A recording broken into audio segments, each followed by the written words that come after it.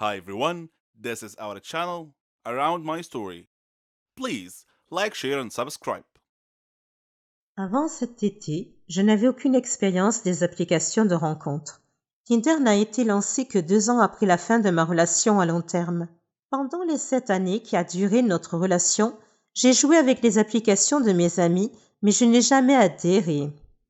Me retrouvant soudainement célibataire au début de l'été et ayant désespérément besoin de distraction, j'ai plongé la tête la première dans la piscine des rencontres en ligne. J'ai commencé avec Tinder parce que ma ville est trop petite pour autre chose et que mon cœur, froid et mort, voulait des rencontres occasionnelles. Rien de sérieux. C'est le but de Tinder. Tinder a répondu à la plupart de mes attentes. J'ai eu une poignée de rendez-vous, j'ai rencontré des gars cool et d'autres pas si cool. Et j'ai traîné avec quelques personnes vraiment intéressantes, comme un DJ radio qui gère une entreprise de mariage à côté. Ce que je n'attendais pas de Tinder, cependant, c'est que la plupart de ces interactions ont commencé à me faire sentir bien dans ma peau. Je veux dire, vraiment bien dans ma peau. Comme toutes les femmes du monde, je n'ai jamais été satisfaite de mon corps. Je fais du 44, je suis étiquetée grande taille et j'ai porté des lunettes par intermittence toute ma vie. Lorsque je sors avec mes amis, je ne suis jamais la fille que l'on drague, avec qui on flirte. Depuis que j'ai atteint la puberté et que j'ai pris conscience de la différence entre ce qui est attirant et ce qui ne l'est pas, j'ai toujours pensé que je jouais le rôle de la grosse amie, qui se contente de rester assise et de sourire. Bien sûr, j'ai eu des petits amis, mais ils ont toujours été mes amis avant tout. Alors quand ils me disaient « tu es magnifique », ce que j'entendais c'était « je t'ai trouvé magnifique seulement après avoir appris à te connaître ». Je n'ai pas tout de suite pensé que tu étais jolie. Je sais que le fait que quelqu'un soit attiré par votre personnalité est plus important que le fait qu'il pense que vous êtes mignonne, mais je ne détesterai pas qu'un seul gars qui ne me connaît pas du tout me dise que je suis attirante. Les amis, la famille et les petits amis, je ne les crois pas, mais un parfait inconnu, cette personne, je pourrais bien l'écouter. Cela nous ramène à Tinder. D'une de mes premières nuits d'utilisation de l'application, un ami et moi étions assis sur ma terrasse et décidions sur qui se matcher.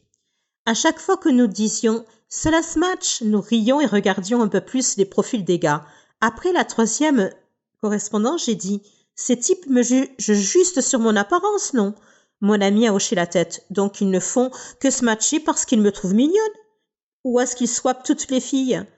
Nous en avons conclu qu'il était évident que certains des gars swipaient sur chaque fille, mais que les chances que chaque gars fasse ça étaient minces. On a glissé un peu plus.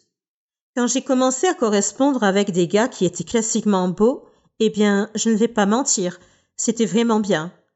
Un mec sexy me trouve vraiment attirante ? Quoi ? Non. Comment c'est possible ? Puis les messages ont commencé. Certains sont allés droit au but en disant « Tu es vraiment jolie ».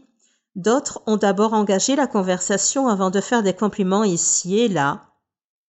Je sais que c'est ainsi que les gens fonctionnent sur Tinder, mais gardez à l'esprit que je ne suis pas du tout habituée à cela. Ce n'est que lorsque j'ai commencé à rencontrer ces gars que je me suis demandé « Est-ce que Tinder peut booster l'estime de soi ?» 2 gars m'ont demandé comment une personne aussi jolie que moi était encore célibataire. J'ai eu un rendez-vous avec un gars qui m'a dit en espagnol que j'étais belle. Un autre gars que j'avais rencontré plusieurs fois m'a demandé « Tu cherches quelque chose de sérieux ?»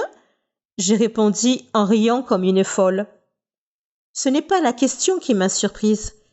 C'est le fait qu'elle vienne d'un type incroyablement séduisant et en pleine forme.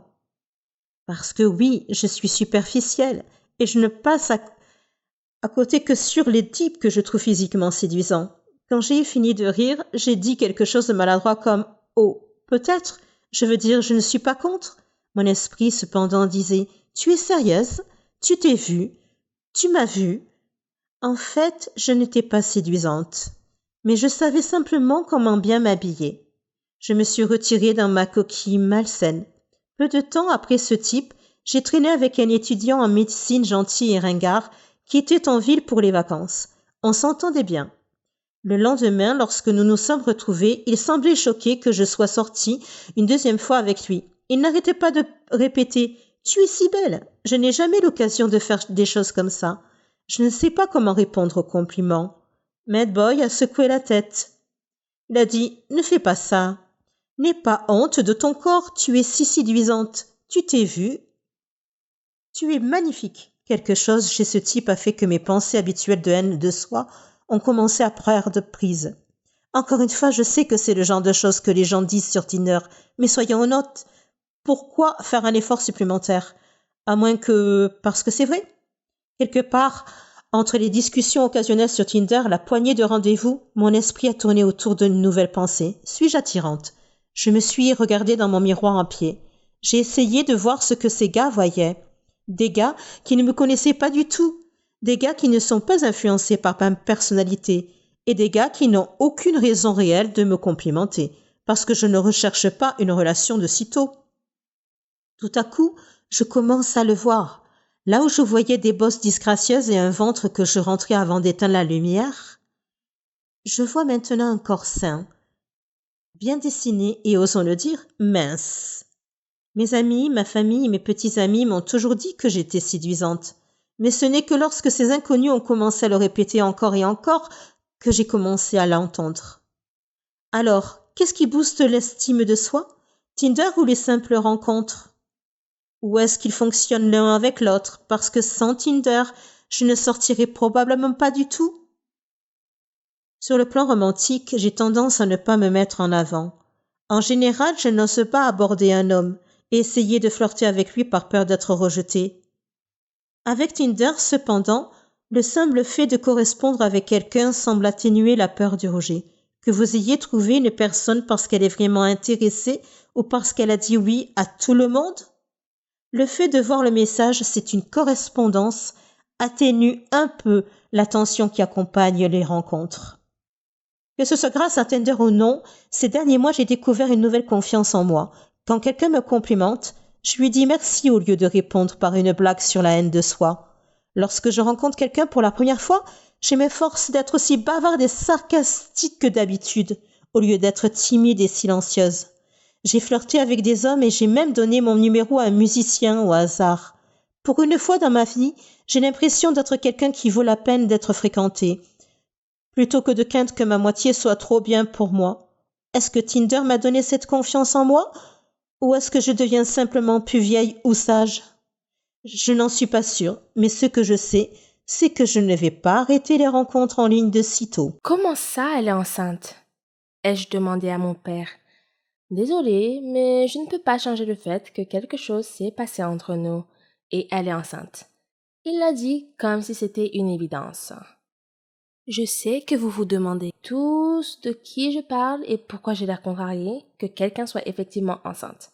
Avant de continuer à vous raconter cette histoire, je veux m'assurer que vous restez avec moi. Alors en plus de cliquer sur le bouton d'abonnement et la cloche de notification, laissez quelque chose dans la section des commentaires. Vous voulez que je commence à vous raconter l'histoire depuis le début? Oui, je me disais bien. Mon nom est Maine. Je viens d'une famille aisée. Ce n'est pas que je me vante, mais c'est la vérité. Disons juste que ma vie est très idéale, excepté le fait que je me sens seule la plupart du temps. Je n'ai pas de frères et sœurs. Ma mère est morte quand j'avais 5 ans, et je n'ai que mon père que j'aime beaucoup. Mais comme nous n'avons que l'un et l'autre, il est un peu strict.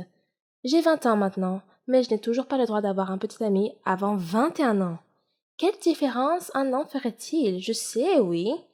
De plus, je ne suis pas autorisée à quitter la maison sans un chauffeur et un garde du corps. Et oui, à cause de ça, je ne sais toujours pas conduire. Et pour couronner le tout, je ne peux pas inviter d'amis à la maison, surtout des garçons.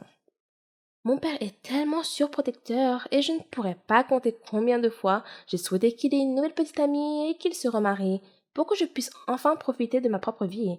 Mais un jour, la phrase « Fais attention à ce que tu souhaites » a soudain pris tout son sens pour moi. Assurez-vous d'être prêt à entendre ça. Accrochez-vous à quelque chose, d'accord? Mon père a mis la mère de mon petit ami enceinte. Vous voyez, je sais que vous avez eu la même réaction que moi la première fois que je l'ai entendu. Comment ai-je pu me retrouver dans ce pétrin? Tout a commencé pendant l'été de l'année dernière. Notre entreprise a failli faire faillite. Je ne sais pas trop pourquoi. Bref, ne parlons pas de ça. Je me souviens que mon père était tellement stressé. Mais il a fini par gagner le procès et il a continué à conclure des contrats avec d'autres clients, ce qui a rendu le concurrent plus menaçant. Une fois, alors que mon père et moi faisions notre jogging ensemble, nous avons vu une femme qui avait été renversée par un mini-camion et nous sommes allés l'aider. Elle n'est pas trop gravement blessée, mais elle est inconsciente. Pas de sang. Cependant, comme nous ne sommes pas des médecins, nous avons appelé une ambulance et l'avons accompagnée à l'hôpital. Mon père a remarqué que cette femme est en fait sa némésis, celle qui la poursuivait en justice. Mais bien sûr, nous l'avons quand même aidée. Nous avons laissé la femme quand les médecins nous ont assuré qu'elle allait s'en sortir. Nous avons aussi appelé sa famille avant de partir. Sur le chemin du retour, j'ai dit à mon père qu'il était une bonne personne pour avoir aidé sa rivale parce qu'elle était dans le besoin. À partir de maintenant, je ne contradierai jamais tes décisions. Je vais commencer à me renseigner sur notre entreprise, lui ai-je dit avec un sourire. Tu es sûr de ça? Tu n'as plus le droit de changer d'avis, a-t-il dit avec une étincelle dans les yeux. Oui, je te le promets, ai-je répondu fermement. Je sais que cela signifierait moins de sorties et moins de temps de shopping avec les amis, et qu'il pourrait me réserver un voyage à l'étranger pour des séminaires et des cours intensifs qui pourraient durer 1 an, mais cela ne me dérange pas. Je sais que je serai un jour le PDG de notre entreprise, et que cela ne peut pas faire de mal de commencer tôt. Une semaine plus tard, alors que j'étais en train d'être formée par l'assistante de direction de mon père dans nos bureaux, j'ai vu une femme à la tenue intimidante débouler dans la zone de réception. Elle me semblait familière. Alors je me suis excusée et je me suis approchée d'elle pour entendre ce qu'elle demandait à la réceptionniste. « Je cherche Léo. Est-il ici ?» demanda la femme d'une manière directe. J'ai vu comment la réceptionniste était interloquée. « Avez-vous un rendez-vous, madame ?» demanda la réceptionniste. Je l'ai regardée attentivement et j'ai réalisé qui elle était. C'était la femme qui a eu un accident, la concurrente de mon père. Je ne sais pas ce qui m'a poussée à lui parler, mais « Bonjour, comment allez-vous? Ça va bien ?» lui ai-je demandé sincèrement. Elle m'a rendu l'appareil avec un sourire sincère et m'a dit « Bonjour, je vais bien maintenant, je vous remercie, mais est-ce que je vous connais ?» Je l'ai invitée dans la salle de conférence vide, où je lui ai dit tout ce qu'elle devait savoir, y compris qui je suis et ce qui lui est vraiment arrivé ce jour-là. Je lui ai demandé pourquoi elle avait l'air bouleversée en cherchant mon père. Ce qu'elle a expliqué comme suit. Ce matin-là, j'ai décidé de me promener et j'ai eu l'erreur de porter un bijou. Un héritage de famille qui vaut environ 1 million de dollars. Je sais que je me suis cogné la tête violemment, mais je ne sais pas pourquoi la bague n'est plus à mon doigt quand je me suis réveillée à l'hôpital. Elle a vu comment ma mâchoire s'est décrochée. Une bague à 1 million de dollars? C'est une somme énorme. Je ne veux pas lui faire un sermon sur le fait qu'elle n'aurait pas dû la porter pendant son jogging, mais je n'ai pas eu le courage de le faire. Et ce n'est pas ma place de toute façon. Je suis sûre qu'elle le sait et ce n'est pas sa faute si elle a eu un accident. Ok, peut-être que j'ai de la peine pour elle parce que je porte aussi mes bagues pendant mon jogging. Je sais que votre père n'a rien à voir avec ça, mais j'espère juste que vous avez vu quelque chose, dit-elle avec un ton triste dans la voix. Non, je suis désolée. Quand on vous a vu, vous étiez déjà inconsciente, lui ai-je répondu. Elle n'a pas plus insisté après. Elle a laissé tomber et a quitté le bureau. Le soir même, papa et moi avons mangé dans mon restaurant chic préféré en guise de récompense parce que je me suis comportée comme une professionnelle pendant la première semaine de ma formation. Je suis sûre que ta mère serait fière de toi, a-t-il dit, et son expression faciale est passée de l'extase à la tristesse. Elle te manque toujours, ai-je demandé. Tous les jours, il répondit avec un demi-sourire. Quelques instants plus tard, j'ai vu madame Judy, la rivale de mon père, puis la femme qui a eu un accident. Je ne sais pas ce qui m'est arrivé, mais je l'ai appelée avec excitation. Madame Judy! Elle a été surprise, mais elle a souri dès qu'elle m'a vue. Elle a marché dans notre direction. Mon père et moi nous sommes levés pour la saluer. Êtes-vous seule? Voulez-vous vous joindre à nous? Je lui ai demandé poliment. Mon père nous a juste souri, mais j'ai vu l'approbation dans son langage corporel. Alors madame Judy a décidé de se joindre à nous. Mais oh, je ne suis pas seule. Nous avons demandé une autre chaise au serveur. Je lui ai demandé si elle était avec son mari. Non, ma chère, je suis célibataire. Je suis ici avec mon fils, a-t-elle dit. Oh, il est là, dit-elle en regardant l'entrée du restaurant. Vous connaissez ce moment dans les films où vous voyez un gars vraiment sexy et grand et où soudain tout est au ralenti? Ouais, ça m'est arrivé. J'étais dans les nuages pendant 30 secondes. J'étais juste en train de le fixer. Et encore plus embarrassant, ma bouche était grande ouverte et je bavais. Alors j'ai dû l'essuyer. Salut, je suis Randy. Il me tendit la main. Je l'ai prise et on s'est serré la main. Maine, ai-je répondu brièvement. Il y avait de l'électricité dans l'air, des oiseaux et des papillons. Vous connaissez ce sentiment de chaleur et de confort? Oui, j'en suis sûre. Et oui, il me fait cet effet. Tout au long de la nuit, mon père et madame Judy ont continué à parler d'affaires. Et Randy et moi n'arrêtions pas de nous jeter des regards furtifs. Il a ce grand sourire doux et enfantin. Ah, je ne pouvais pas me lasser de lui. C'était la première fois que j'avais le béguin pour quelqu'un, et j'agissais sûrement comme une idiote à ce moment-là. La nuit s'est terminée, et avant que nous nous séparions, il a réussi à m'arracher à nos parents et m'a demandé mon numéro de téléphone. Je lui ai donné avec joie, comme une enfant étourdie. Cette nuit s'est plutôt bien terminée.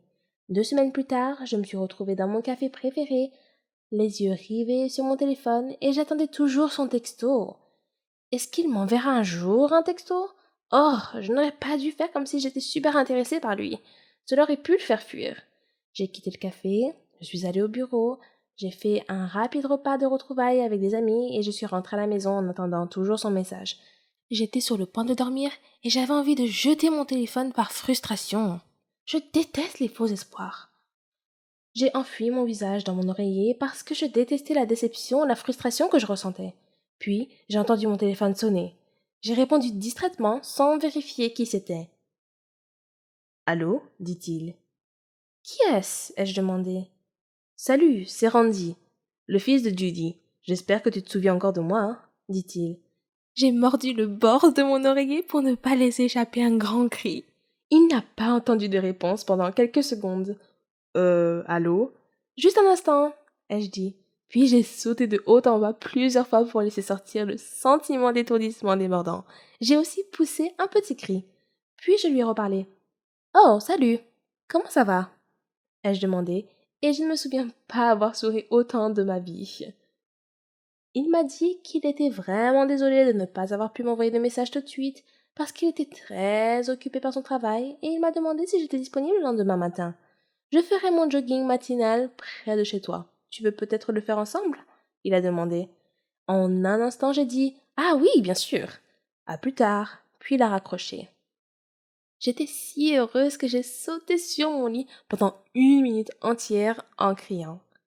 Le lendemain matin, j'ai sorti ma plus belle tenue de sport parce que je voulais évidemment impressionner Randy. Il est venu me chercher à 5 heures du matin et on a fait du jogging pendant 2 heures. Puis il a dit « Le déjeuner est pour moi. » Bien sûr, j'ai répondu. On a pris le petit déjeuner dans mon café préféré et il a commandé tous mes plats préférés. Il n'est pas radin. Nous avons commencé à partager des histoires sur la famille et les affaires. Il a dit qu'il n'était pas le fils biologique de Madame Judy. Randy est en fait le neveu de Madame Judy. Elle l'a adopté quand ses parents sont morts dans un accident de voiture. Je lui ai également raconté mon histoire et nous avons réalisé que nous avions quelque chose en commun et que la connexion était vraiment forte. Ce n'était peut-être pas un rendez-vous idéal parce que nous transpirions tous les deux comme des fous, mais c'était vraiment un moment mémorable et amusant. Depuis lors, nous sommes devenus des copains de jogging. Nous prenons toujours un petit déjeuner après. Cela a duré un certain temps. Puis un jour, il m'a demandé si nous pouvions officiellement commencer à sortir ensemble. Je lui ai dit que nous pouvions sortir ensemble, mais que nous ne pouvions pas encore le dire à mon père parce qu'il paniquerait. Je lui ai parlé de l'histoire du 21e anniversaire. Il a trouvé ça drôle, mais il l'a respecté. Cela dit, nous avons essayé d'être aussi prudents que possible. Parfois, nous allions même dans une autre ville pour dîner, pour être sûr que mon père ne nous verrait pas. Je soudoie toujours l'assistante de direction de mon père, pour qu'elle me laisse sortir en douce pour le déjeuner et être avec Randy pendant un moment. Jusqu'à présent, nous avons déjà mangé dans mes restaurants préférés, regardé des films ensemble, sommes allés chez lui pour regarder Netflix, sommes allés au centre commercial ensemble, avons fait la fête avec des amis et bien d'autres choses encore. Parfois, je demande à mes amis de mentir pour moi. Je me sens vraiment mal à cause de ça, mais j'attends juste mon 21e anniversaire qui est dans quelques mois. Une fois, je déjeunais avec Randy près de notre bureau. Mais mon père est entré dans le restaurant avec ses partenaires commerciaux. Il nous a vu nous tenir la main. Je sais qu'il était furieux, mais il n'a pas pu réagir tout de suite à cause de ses partenaires. Mais je sais que dès que je rentrerai à la maison, il commencera à me griller comme un barbecue. Et c'est bien vrai. Quand je suis rentrée à la maison, il était tellement furieux. Il a dit qu'il m'enverrait à l'étranger pendant un moment pour que je puisse oublier Randy. Cette nuit-là, Randy et moi avons parlé au téléphone. Nous pleurions tous les deux parce que nous ne voulions pas être séparés l'un de l'autre. La même nuit, mon père et Madame Judy se sont rencontrés dans un salon à l'intérieur d'un hôtel pour parler de ce qui s'était passé. Madame Judy était choquée de savoir que Randy et moi sortions ensemble, mais elle a dit qu'elle m'aimait pour son fils. Mon père aime bien Randy, mais il est juste inquiet pour notre avenir. Ils ont convenu qu'ils feraient tout pour nous séparer. Au moins jusqu'à ce que nous ayons l'âge requis. Quand papa est rentré, on s'est disputé à cause de beaucoup de choses. Pourquoi tu ne peux pas me laisser avoir un petit ami? Ai-je demandé. Parce que je ne veux pas que tu aies des problèmes, dit-il. J'étais choquée par sa réponse. J'ai laissé tomber. Je ne pouvais pas vraiment argumenter avec mon père à ce sujet. Je sais qu'il veut bien faire, mais j'ai aussi ma propre vie. Randy et moi ne sortons même pas officiellement ensemble. Nous apprécions juste la compagnie de l'autre. Et si nous voulons rendre les choses officielles, nous sommes déjà à ce stade de notre relation. Je n'hésiterai pas, car je sais qu'il en vaut la peine. Mais, de toute façon, il semble que ce soit une cause perdue. Je n'ai pas vraiment envie de rajouter de l'huile sur le feu. J'ai accepté de partir à l'étranger. Une semaine avant mon voyage à l'étranger, Randy m'a appelé et m'a demandé de l'accompagner pour la dernière fois sur une plage isolée où nous pourrons être seuls et créer des souvenirs ensemble. Je lui ai dit oui. J'ai donc menti à mon père et lui ai dit que j'allais passer la nuit chez une amie. Mais l'instinct de mon père s'est manifesté et il a décidé d'appeler Madame Judy pour lui demander où était Randy. Quand Madame Judy a répondu « Il s'occupe de quelque chose pour un événement à la plage la plus proche », mon père a su instantanément que Randy et moi étions ensemble. En une demi-heure, mon père était déjà dans l'allée de la maison de Madame Judy. Il est passé la prendre pour qu'il puisse nous suivre à la plage. Ils étaient loin de se douter que notre voyage était annulé. Nous sommes retournés en ville car il y avait un pont effondré sur le chemin. Nous avons décidé de dîner à l'hôtel à la place et nous nous sommes promis de nous attendre l'un l'autre quoi qu'il arrive. Je t'attendrai, je te le promets, dit-il. Peut-être que notre amour n'est pas pour maintenant, mais je suis sûre qu'un jour nous serons à nouveau ensemble, a dit Randy. Je l'ai serré très fort dans mes bras. Il m'a déposé chez moi. En entrant dans ma chambre, mon père a appelé. Où étais-tu? J'ai dit à mon père que j'avais été malhonnête avec lui, mais je me suis excusée et je lui ai dit que je ne lui mentirais plus jamais. Attends que je revienne, dit mon père, et il est parti. Je l'ai attendu, mais il n'est rentré qu'à 4 heures du matin. J'ai commencé à m'inquiéter. J'ai essayé de l'appeler, mais je n'ai pas pu le joindre. Randy m'a appelé et m'a dit qu'il commençait à s'inquiéter aussi pour Madame Judy. Nous avons tous les deux décidé d'aller au poste de police pour signaler ce qui se passait. Le lendemain, mon père est rentré sain et sauf, mais il ne veut pas parler de ce qui s'est passé. J'ai poursuivi mon voyage à l'étranger, mais Randy m'y a suivi. Je suis rentrée à la maison pour mon 21e anniversaire et Randy m'a demandé en mariage dans un restaurant très confortable. Mon père et Madame Judy n'étaient pas au courant. Je sais qu'ils seront choqués par cette nouvelle, mais ce n'est peut-être pas ce qu'ils veulent pour nous, mais c'est comme ça. Mais quelque chose d'étrange s'est produit. Mon père a appelé et a dit que je devais demander à Randy de venir. J'étais très excitée et j'ai dit à Randy que c'était peut-être le bon moment pour lui parler de nos fiançailles. Quand je suis rentrée à la maison, je souriais d'une oreille à l'autre, mais les visages de mon père et de Madame Judy étaient empreints d'obscurité. Randy et moi étions si inquiets pour eux. Elle est enceinte de 2 mois, annonça mon père en parlant de Madame Judy. J'étais choquée et Randy a demandé qui était le père du bébé. C'est moi, répondit-il. Randy et moi nous sommes regardés et j'ai su que nous avions la même chose en tête. C'est impossible. On ne peut pas être frères et sœurs. On vient de se fiancer. Mon père a commencé à raconter l'histoire de ce qui s'est passé. La nuit où nous étions censés partir, ils nous ont suivis et se sont retrouvés en rade. Alors, ils ont décidé de s'installer sur une plage isolée. Ils ont commencé à partager des histoires. Mon père a appris que Mme Judy n'avait pas pu se marier et avoir un enfant à elle à cause de l'amour qu'elle porte à Randy. Elle a consacré tout son temps à l'élever. Mon père a également partagé les mêmes sentiments. Il a dit qu'il n'a jamais pensé à se remarier quand ma mère est morte, parce qu'il ne veut pas me faire sentir plus seule. Puis la nuit est arrivée et une chose en entraînant une autre. À ce moment-là, Mme Judy était enceinte de 2 mois. Je pensais que Randy et moi serions ceux qui demanderaient l'approbation de nos parents pour le mariage. Mais c'est drôle, c'était en fait le contraire. Randy et moi avons abandonné notre amour pour les personnes qui nous aiment le plus. C'est à leur tour d'être heureux. Nous nous aimons toujours, mais nous ne voulons pas gâcher notre arbre généalogique. Alors nous avons décidé de ne pas poursuivre les sentiments que nous avons l'un pour l'autre. La bague que Randy m'a achetée, eh bien, nous avons laissé Madame Judy l'avoir comme bague de fiançailles. Je suppose que ce serait le nouvel héritage de la famille. 1 an plus tard, mon père et Madame Judy se sont mariés, et j'ai finalement eu un frère. Un mignon petit garçon que j'aime.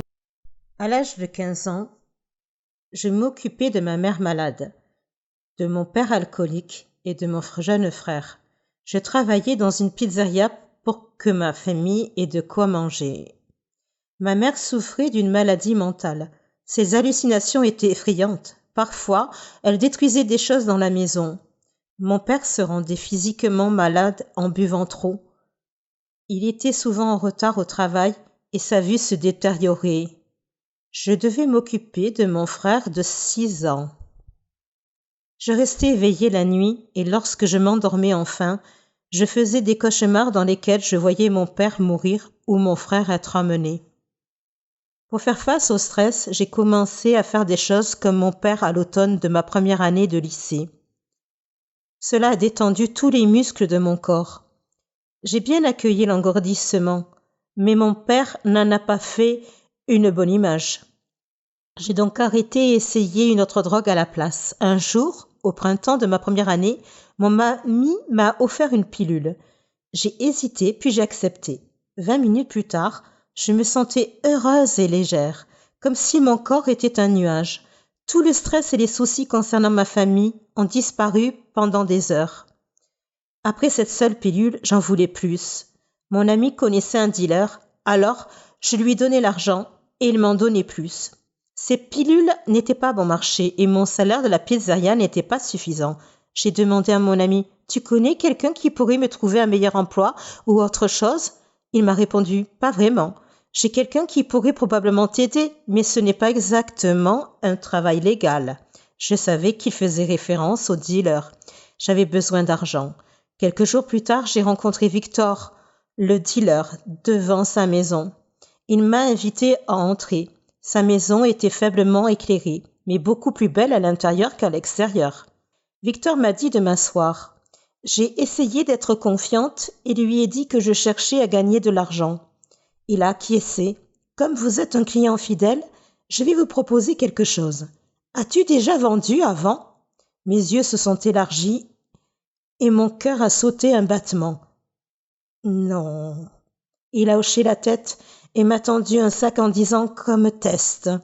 Il m'a donné des instructions puis a dit « Je ne joue pas avec mon argent. Si je découvre que tu me trompes de quelque façon que ce soit, ce ne sera pas joli, compris ?»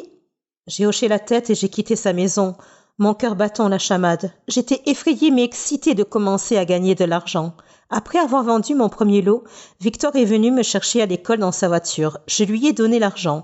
Il avait l'air content et m'a proposé de m'en donner plus. Bientôt, j'apportais à Victor de l'argent qu'il ne pouvait même pas gagner. Je pouvais maintenant m'acheter des choses. Le fait d'être défoncé m'a permis de m'occuper de ma famille sans me sentir accablé ou anxieux.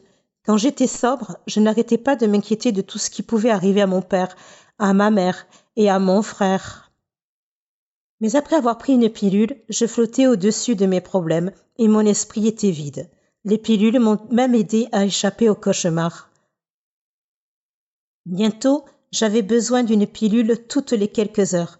Si je n'en prenais pas, j'avais des douleurs dans tout le corps et de graves maux de tête. Pendant ma première année de lycée, certains de mes amis d'enfance ont commencé à s'inquiéter de mon attitude suspecte. À l'extérieur, je souriais et rassurais mes amis. À l'intérieur, j'avais honte.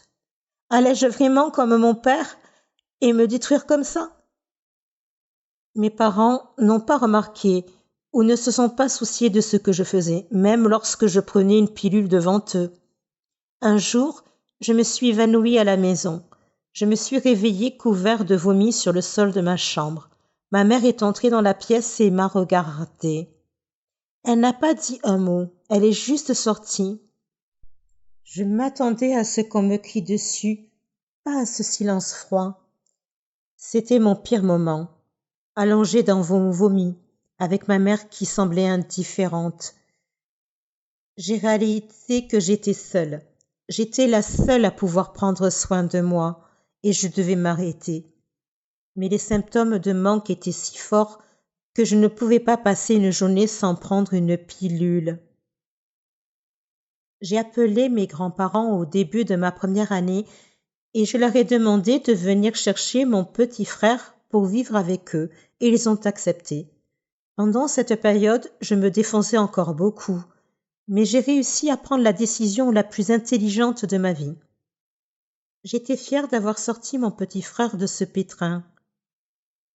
Au début de ma dernière année, je travaillais toujours à la pizzeria et je dînais toujours pour Victor.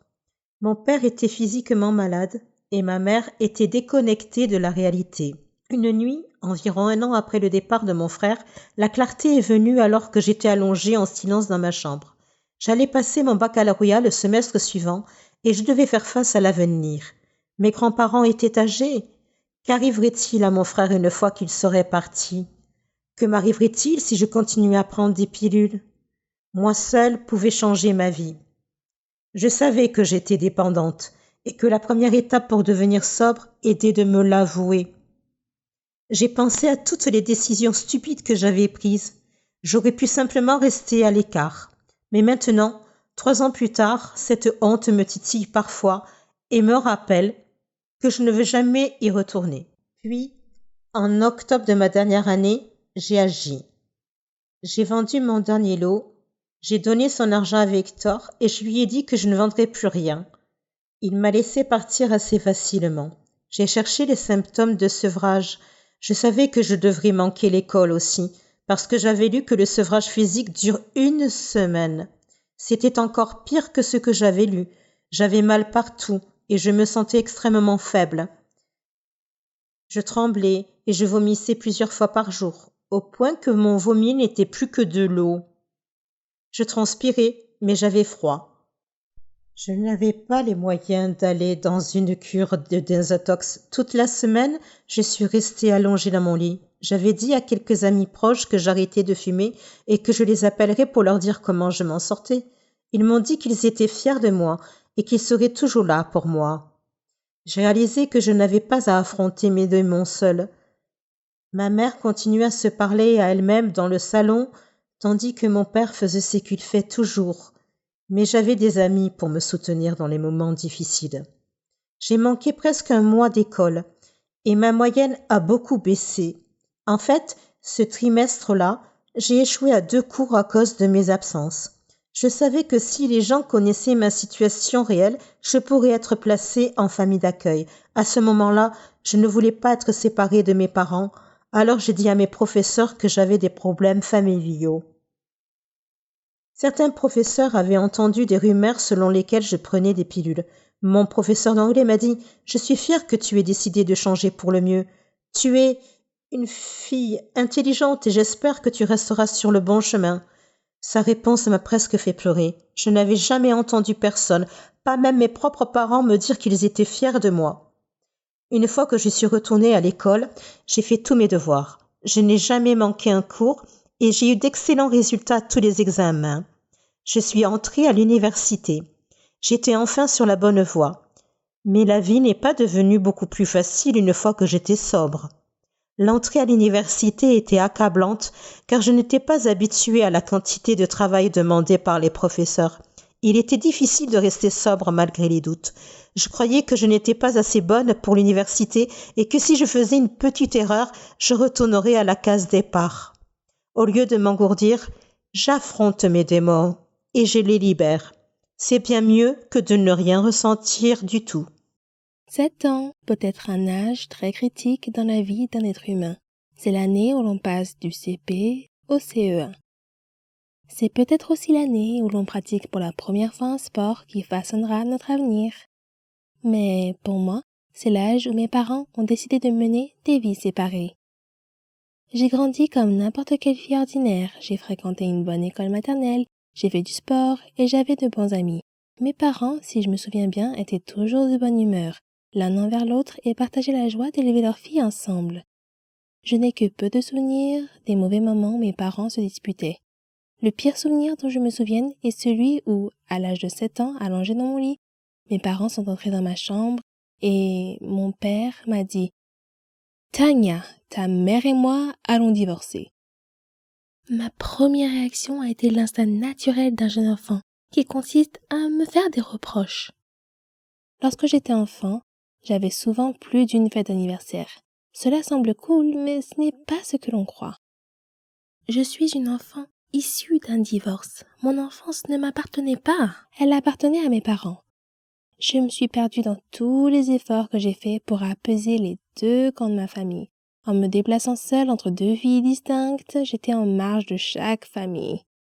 Jamais une initiée. Les personnes que j'aimais le plus n'étaient jamais dans la même pièce. Et beaucoup d'entre elles ne savaient même pas qu'elles existaient. Je manquais des événements et des célébrations parce que je devais passer du temps avec mon autre famille. Les enfants issus d'un divorce apprennent à faire face à ces difficultés et à cette instabilité, mais à l'âge de 10 ans, je ne voulais plus m'en préoccuper. Je ne voulais pas vivre dans 2 maisons différentes, avec 2 chambres différentes, des vêtements différents, des jouets différents, des amis différents et des règles différentes. J'étais une enfant de 10 ans, prise entre le marteau et l'enclume. Un jour, j'ai dit à mon père que je ne voulais plus lui rendre visite. C'était un acte courageux et ignare, pour être honnête. Nous ne saurons jamais si c'était la bonne décision ou non, mais à l'époque, aucun de mes parents ne possédait la stabilité émotionnelle nécessaire pour trouver une solution plus positive. C'est ainsi que les choses se sont passées. La lutte pour le pouvoir qui était restée latente entre mes parents a éclaté à nouveau. Et cette fois-ci, c'est moi qui en ai été la cible. Cette fois, j'étais responsable de la discorde. Dans une maison, on me blâmait. Dans l'autre, j'étais une victime. Il n'y avait plus de fêtes d'anniversaire multiples. Au lieu de cela, il y avait la stabilité et la cohérence dans une maison, la colère et l'évitement dans l'autre. Les choix entraînent des conséquences et, au fil du temps, j'ai perdu le contact avec la famille de mon père. Il est difficile de rester en contact avec des personnes liées à quelqu'un que l'on a repoussé. Des cousins avec lesquels je jouais ont été rayés de ma vie. Nous ne nous sommes plus jamais rendus visite. Était-ce parce qu'il était préférable de garder les liens coupés? Ou était-ce ma punition pour avoir été une horrible enfant? Tout ce que je connaissais, c'était le silence et la perte. Au début de mon adolescence, ma mère s'est remariée et j'ai rencontré de nouveaux cousins. J'ai appris de nouvelles traditions de Noël et je me suis assise à la table avec des nouveaux enfants. Au lieu de reballoter d'une famille à l'autre, la vie s'est stabilisée. Même si je n'avais des nouvelles de mon père qu'une ou 2 fois par an, la vie était relativement stable. Mais les choses ont changé à nouveau lorsque ma mère et mon beau-père se sont séparés au cours de ma première année d'université. Je tentais de rester en contact avec les membres de ma famille chaque fois que je rentrais chez moi pour les vacances. Encore une fois, j'essayais de faire plaisir à tout le monde, alors que l'anxiété envahissait mes pensées. Avec qui dois-je passer le réveillon de Noël?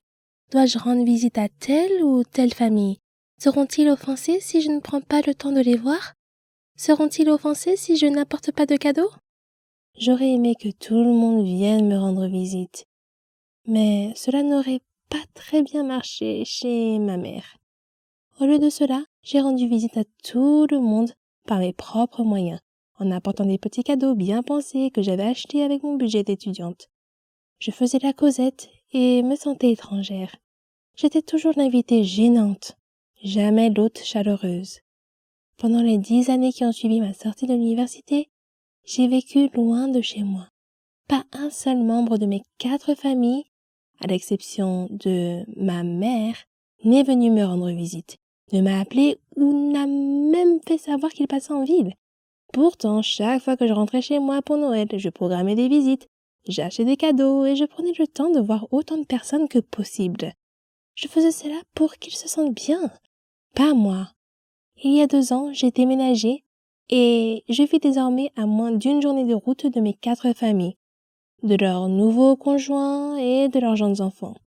Nous sommes tous connectés sur Facebook, mais ma mère est toujours la seule personne qui m'appelle ou me rend visite. Lorsque j'entends dire qu'un membre de la famille est passé par la ville mais n'a pas appelé, cela m'attriste.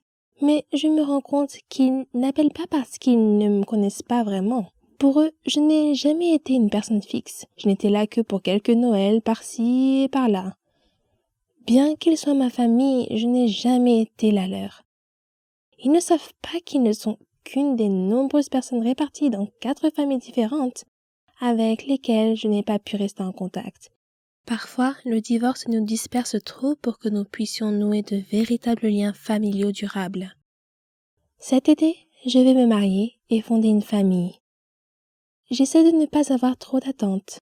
Je sais qu'aucune famille n'est parfaite, mais mon futur mari est le roi du contact avec les gens. Il est persévérant, charismatique, indulgent et loyal. Il m'apprend le sens du mot famille. Ensemble, nous apprendrons à nos enfants à se tendre la main avec compassion et à se soutenir mutuellement dans les moments difficiles. Je me languis de joie et d'amitié avec ma nouvelle famille et j'ai l'intention de faire tout ce qui est en mon pouvoir pour rester mariée. Émilie et moi sommes devenus meilleures amies au cours de la première année de lycée. Nous sommes liés par notre amour du théâtre. Nous fréquentions les mêmes groupes et suivions les mêmes cours. Il semblait si facile d'être meilleure amie. Les choses se sont compliquées lorsqu'il a fallu passer à l'université.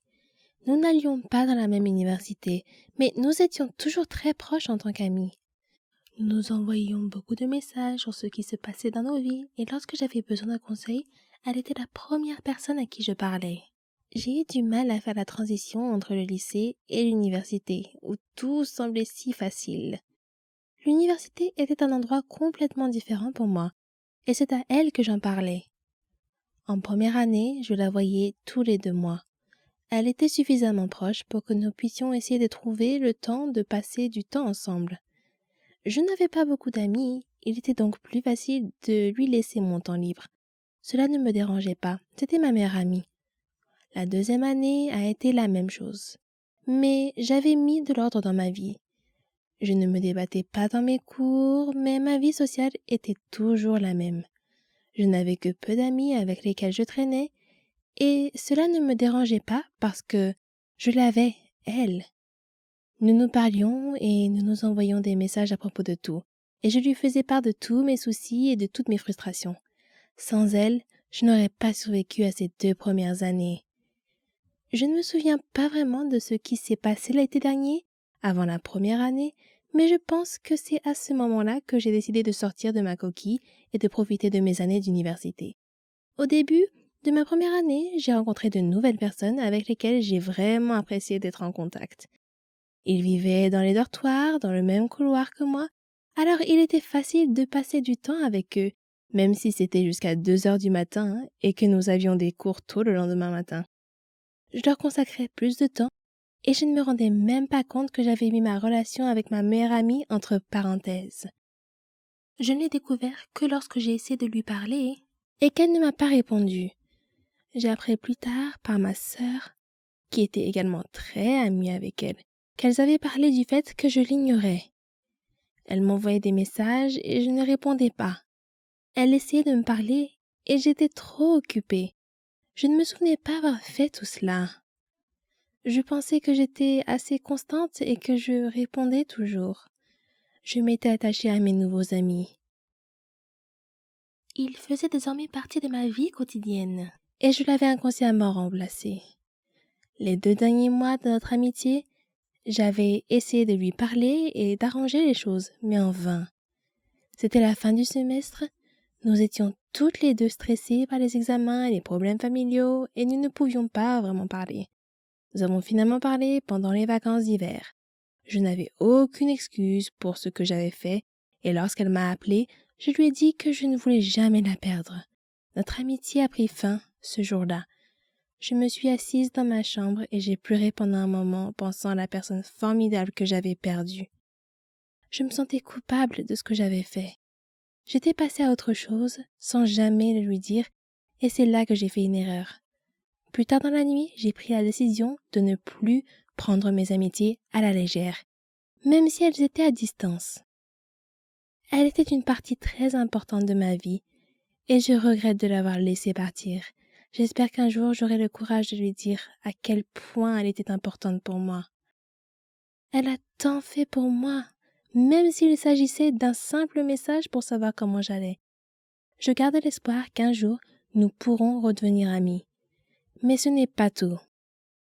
Émilie écoutait un groupe de filles et au lieu d'essayer de me ramener à la raison, elle a laissé quelqu'un me la voler. J'étais tellement prête à essayer d'arranger les choses, jusqu'à ce que j'entende sa version de l'histoire. Je tiens à lui dire un grand merci. Eh oui, j'ai été aigrie, très aigrie, quand j'ai découvert la vraie raison pour laquelle ma meilleure amie ne me parlait plus autant. J'étais en colère contre elle et je l'ai blâmée pour tout. Je l'ai blâmée pour les moments perdus avec elle, pour les souvenirs, et je regrettais tout. De l'argent à l'empreinte de vêtements, en passant par des choses simples, comme aider à la maison, parce que tout cela n'était rien d'autre que du temps perdu. Je t'en veux, Émilie. Je veux qu'elle revienne. Je veux que ma meilleure amie revienne dans ma vie et qu'elle fasse des choses avec moi, comme des rollings, des voyages, des doubles rendez-vous, du shopping ensemble, des choses que les meilleures amies normales font. Mais je n'ai pas pu, parce qu'Émilie a choisi d'être avec d'autres amis. Je n'ai pas besoin d'elle. Elle a choisi de me quitter. Elle a choisi de ne plus être mon amie après que cette autre fille ait décidé de parler et de raconter des petits mensonges. Émilie a mis fin à notre amitié. L'autre fille n'y a joué qu'un rôle. Mais Émilie l'a accueillie et je dois la remercier pour cela.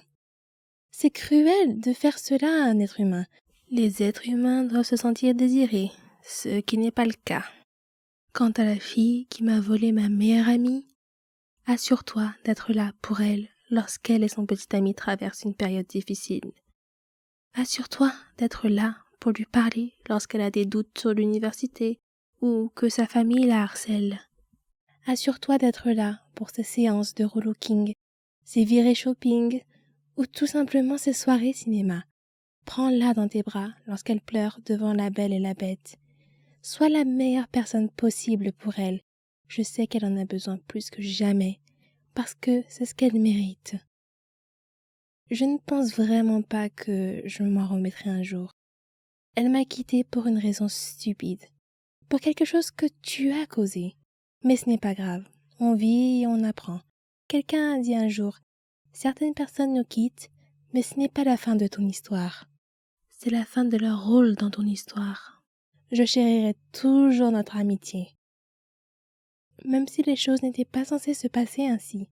Votre meilleure amie l'est pour une raison. Et cela ne devrait pas se terminer de la même manière que pour moi. Souvenez-vous de tous les moments que vous avez vécus. Parce qu'un jour, vous ne serez peut-être plus les mêmes ou vous passerez à autre chose. Bonjour, je m'appelle Brenda et voici comment je me suis ridiculisée à l'âge de 14 ans.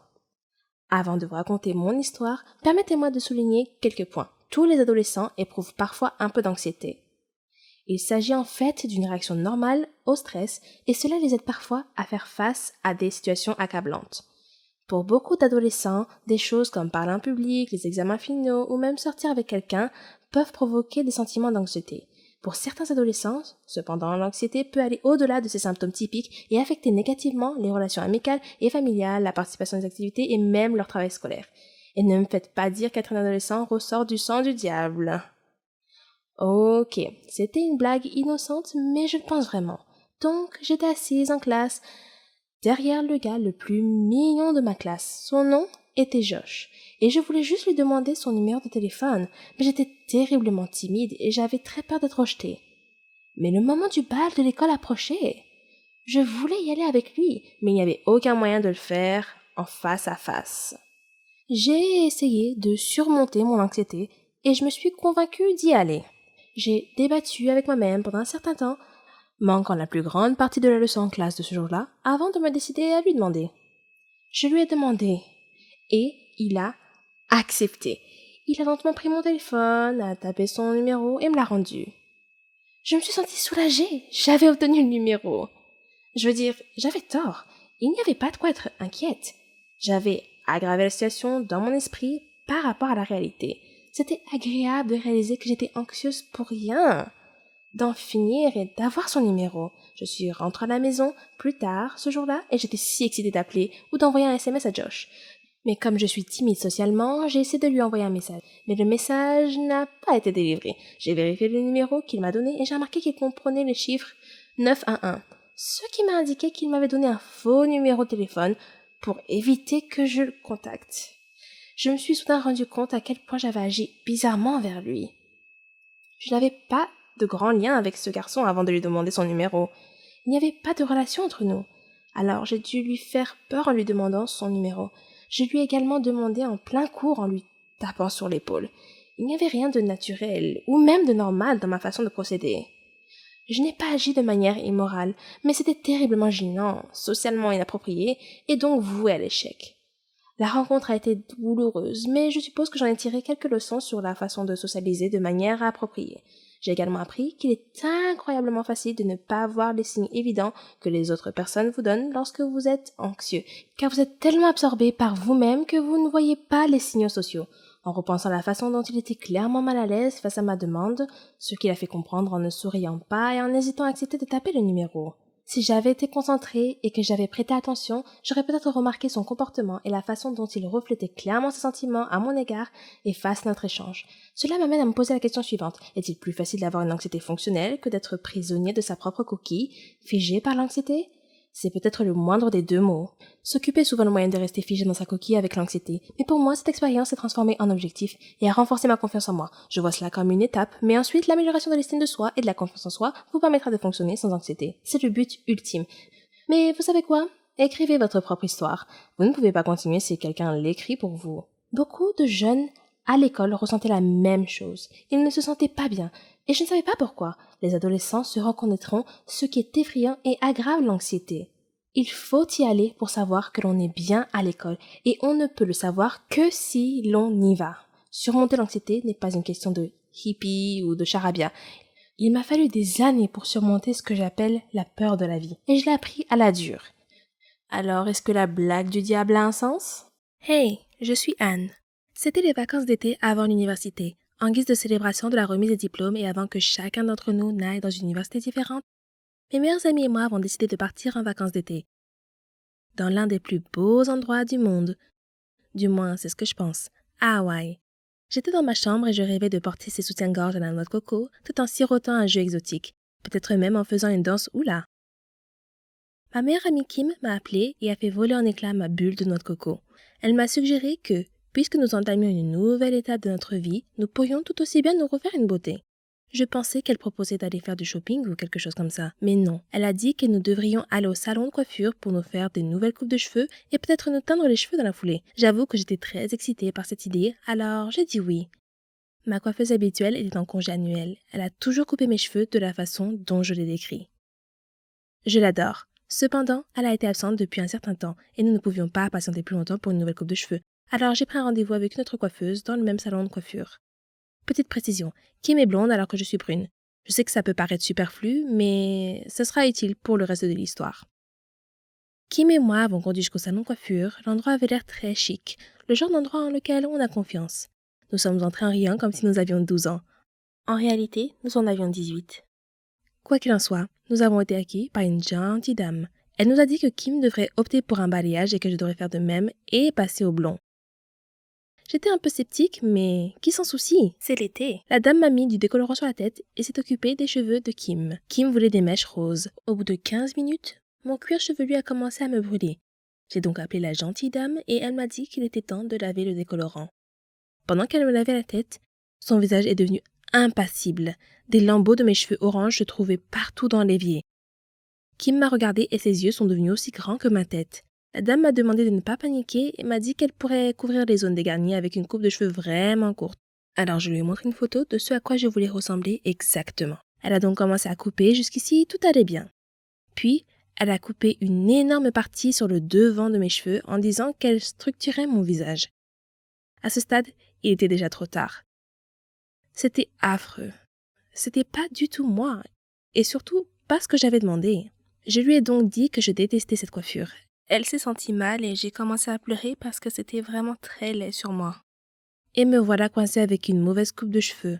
J'essaie de me calmer en me disant que la couleur allait peut-être s'arranger. Lorsqu'elle a appliqué la teinture, mes cheveux sont devenus verts. La seule solution était de devenir rousse. Et c'était impossible pour moi. Je n'ai pas le teint d'une rousse. Nos petits amis devaient passer nous prendre au salon, et le simple fait d'imaginer la tête de Nick m'a fait rire et pleurer à la fois. Rachel l'a joué cool, et même son balayage a mal tourné. Mais cet incident était unique en son genre. Je me suis retrouvée avec la couleur de cheveux la plus bizarre qui soit. On aurait dit que j'étais moitié sirène, moitié dragon. Cela ne m'a pas empêché de profiter de mes vacances d'été. En fait, ce fut une bonne source de plaisanterie pendant très très longtemps. Presque toutes les filles rêvent d'être une princesse de Disney, d'être comme Cendrillon qui a épousé le prince, ou Blanche-Neige, la plus belle de toutes. Mon histoire est un peu de ce genre, mais les contes de fées ont généralement une fin heureuse, n'est-ce pas? Mais la mienne... Eh bien, je vous laisse en juger par vous-même. Je m'appelle Rona et j'ai 17 ans. Je vis avec mes parents et ma sœur Célina. À l'école, j'étais comme une princesse. J'adorais tous mes amis. Et ils m'adoraient. J'excellais dans tout. J'étais la meilleure chanteuse de l'école, j'étais très sportive et je pratiquais tous les sports. Mon seul défaut était mes cheveux, qui étaient trop frisés et trop moches à mon goût. Je pense que le coiffeur les a appelés bouclés, juste pour réconforter les gens comme moi. Mais frisé n'est pas bouclé. Pas dans mon agenda. J'admets que les cheveux frisés peuvent être attrayants sur certaines personnes, mais le look le plus ravissant pour moi, ce sont les cheveux longs et lisses. De beaux cheveux raides peuvent rendre n'importe quelle fille belle, même si elle n'a pas de beaux traits. Oh, comme j'enviais certaines filles de mon école avec leurs cheveux longs et soyeux. Bien sûr, ma princesse Disney préférée était Réponse. Je rêvais toujours d'être elle. À mon avis, c'était la plus belle princesse de l'univers Disney. Les souffrances qu'elle a endurées et le fait d'avoir finalement obtenu ce qu'elle méritait, sans parler de sa chevelure dorée et soyeuse, bien sûr. La façon dont elle brillait au soleil. Qu'est-ce que je ne donnerais pas pour avoir des cheveux comme ça? J'ai tout essayé pour améliorer mes cheveux. Je les ai shampouinés, mais ils gonflaient comme la fourrure d'un chien poméranien, si vous en avez déjà vu un. J'ai utilisé la crème lissante pour cheveux, mais ils ressemblaient alors à une route pavée avec de la mélasse répandue dessus. J'ai essayé des appareils électriques, mais ils n'ont pas aidé non plus. Ne vous moquez pas de moi. C'est la vérité. Chaque jour, je rêvais d'avoir des cheveux lisses. Puis, un jour, j'ai vu une publicité alors que je discutais avec mes amis. Elle mentionnait un centre de recherche en sciences de la beauté et indiquait que des scientifiques avaient mis au point un nouveau produit, capable de transformer en quelques minutes n'importe quel cheveu, qu'il soit bouclé ou frisé, en cheveux lisses et soyeux.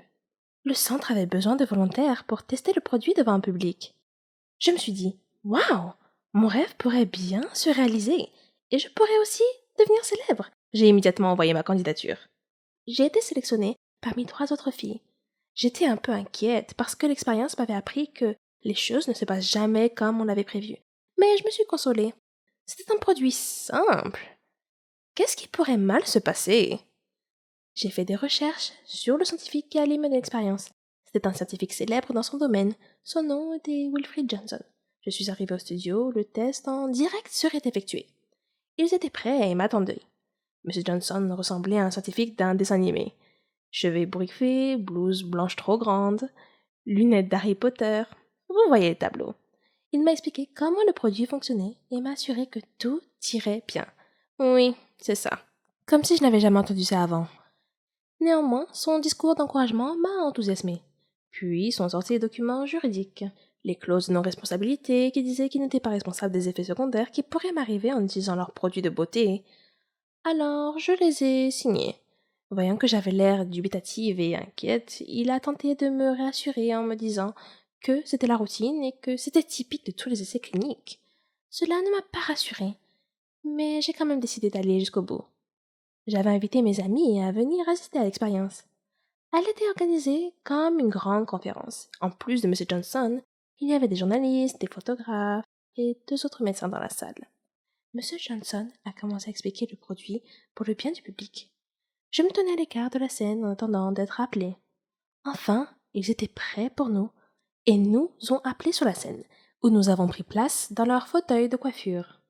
Des scientifiques ont mélangé divers liquides multicolores dans des flacons de laboratoire sur une table voisine de la scène. Après quoi, M. Johnson a rempli un flacon pulvérisateur du mélange et s'est approché de moi. Il m'a chuchoté à l'oreille que mon nom entrerait dans l'histoire. Puis, il aspergea mes cheveux avec l'élixir magique que les scientifiques avaient concocté quelques minutes auparavant. J'ai attendu nerveusement. Puis, lentement, mon cuir chevelu a ressenti une sensation de picotement, comme si j'avais été piqué par une centaine de fourmis en même temps. Mais j'étais trop gênée pour le mentionner. Puis la douleur a disparu, et un miracle s'est produit. Mes cheveux sont devenus lisses, comme M. Johnson l'avait promis. Le public a applaudi avec enthousiasme. L'arôme puissant de la réussite financière imprégnait l'atmosphère de la pièce. J'ai touché mes cheveux et je n'arrivais pas à croire à quel point ils étaient merveilleux. J'ai continué à les caresser, si doux, si soyeux, si droits et lisses. Je me suis réjouie. M. Johnson s'est approché du micro, tenant le produit dans sa main, et s'apprêtait à parler, lorsque le public a sursauté. Il regardait dans ma direction. M. Johnson s'est retourné et m'a également regardé. Mes cheveux avaient soudainement commencé à pousser à une vitesse fantastique. Ils sont devenus de plus en plus longs, jusqu'à ce que je ressemble exactement à Réponse. J'ai crié sous le choc. M. Johnson s'est précipité et a appelé à l'aide. Mon visage a pâli et je me suis évanouie. Quand je suis revenue à moi, j'étais allongée sur la scène dans un lit de mes propres cheveux, rassemblés sous moi. J'ai touché mes cheveux et oui, ils étaient encore lisses et soyeux. Mais mon souhait semblait s'être littéralement réalisé. J'étais en effet une réponse des temps modernes. C'est pourquoi j'ai voulu partager mon histoire avec vous aujourd'hui. Faites attention à ce que vous souhaitez. Vous pourriez l'obtenir.